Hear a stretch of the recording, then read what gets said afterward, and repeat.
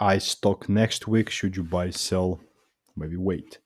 GTI stock number one is sitting at 53 cents.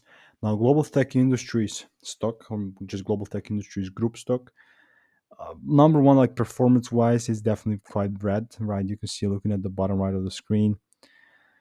See performance tabs year to date, YTD, 65% down overall from where we were last year this time, 84% down from that point onward. So, actually, very red.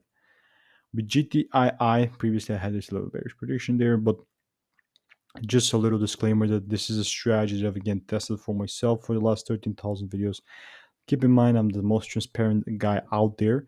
I literally have 13,000 videos, and all of them you can watch and check them out on yourself. Just see the track record if I'm actually BSing or not, because I'm a learner and I'm just sharing everything that has worked for me. With GTII stock, we're in the demand area.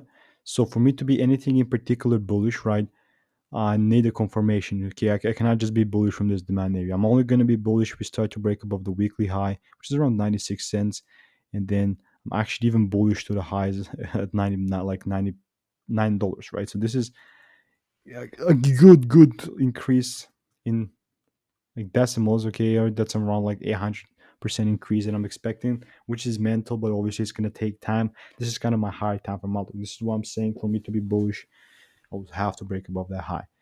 Keep in mind, this is just me using a strategy. Now, if you're not trying to gamble and if you want to learn a strategy to execute, there is 100% free course to learn my strategy all around psychology and all of that. It's absolutely free. I can sell this for 725 bucks.